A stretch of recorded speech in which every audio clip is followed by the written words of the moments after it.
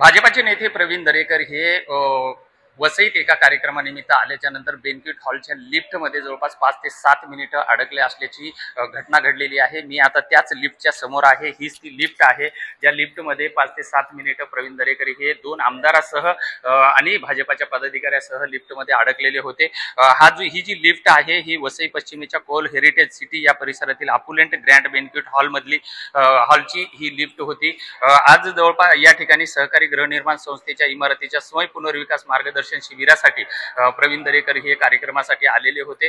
मात्र कार्यक्रमाला जात असतानाच लिफ्ट मधून 3ऱ्या मजल्यावर जायचं होतं, मात्र लिफ्ट मध्ये हे ओव्हरलोड झालं असल्यामुळे ही लिफ्ट तळमजल्यावरती येऊन या ठिकाणी थांबलेली होती। सध्या हा जो हॉल जो आहे हा नव्याने बांधण्यात येत आहे, त्यामुळे या हॉल जेव्हा ही दुर्घटना घडली त्यावेळेस या दुर्घटनेच्या ठिकाणी कुठेही सायरन वाजलेलं नाहीये किंवा लिफ्टचा अलार्म वाजलेला नाहीये किंवा ह्या मॉल कडून कोणतीही सुरक्षितता या ठिकाणी पाळण्यात आलेली नव्हती। मात्र प्रवीण दरेकर यांच्यासोबतचे असलेले जे कार्यकर्ते होते, भाजपाचे पदाधिकारी आणि त्यांचे सुरक्षा रक्षक जे होते, त्यांनी तात्काळ येऊन हे लिफ्टचा दरवाजा तोडला आणि त्यानंतर प्रवीण दरेकरांना बाहेर काढलं।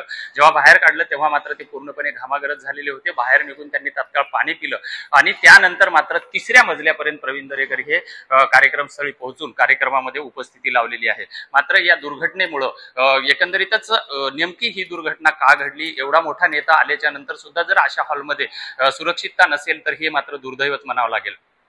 विजय गायकवाड, TV9 मराठी, वसई।